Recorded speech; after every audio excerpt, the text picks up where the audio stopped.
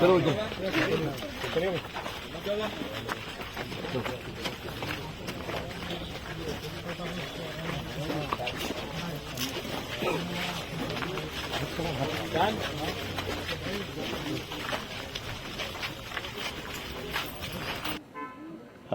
6:30 बजे बम रुकनुद्दौला और किंग्स 5 के अंदर GHMC और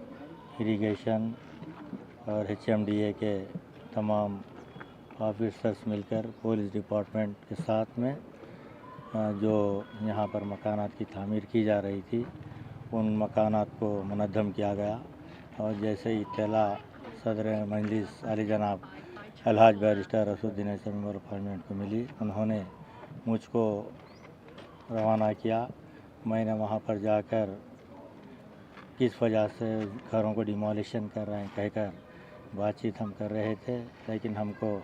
वहाँ से गिरफ़्तार करके हमको शादनगर के आगे पुलिस स्टेशन में रखा गया सुबह से शाम तक, और कई मकानात को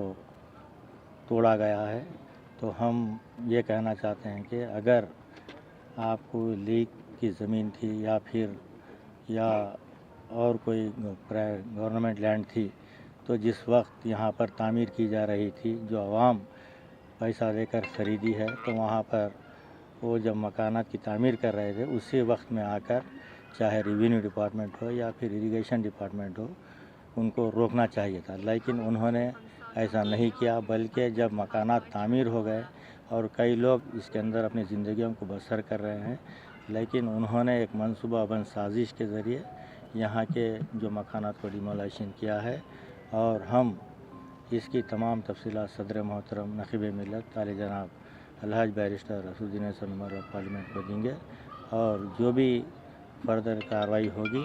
सदर मोहतरम गवर्नमेंट लेवल पर बात करेंगे। शुक्रिया। सर एक सेकंड सर, ये बताया जाता है कि ये पूरे हैदराबाद के अंदर ये चल रहा है ऐसा बोल के, सिर्फ ओनली ये जगह फेज 4 फेज 5 किंग कॉलोनी बोल के नहीं है, सारे शहर हैदराबाद ओल्ड सिटी के अंदर कई जगहों पे ऐसा तोड़ा जाएगा बल्दिया की जानिब से बोल के सुनने में आ रहा था। अभी देखिए हुकूमत की क्या पॉलिसी है, हुकूमत क्या चाहती है। ऐवान असम्बली के अंदर जिस वक्त इस बिल को लाया जा रहा था, अकबरुद्दीन ओवैसी साहब कायद ऐवान मुखन्ना ने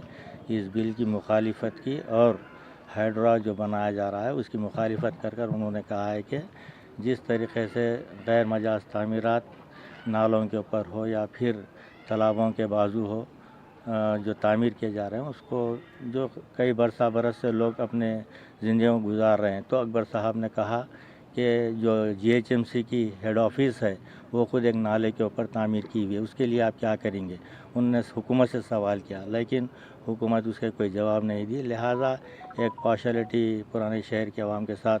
कांग्रेस हुकूमत करना चाह रही है, तो लिहाजा अवाम को भी जानना चाहिए कि किस तरीक़े से आज काम किया जा रहा है, वो आवाम के सामने है। सर ये और एक बात है सर, ये मस्जिद गौसिया है, उसके बाजू में और एक मस्जिद है, ये मस्जिदों को छोड़ते हुए ख़ास तौर से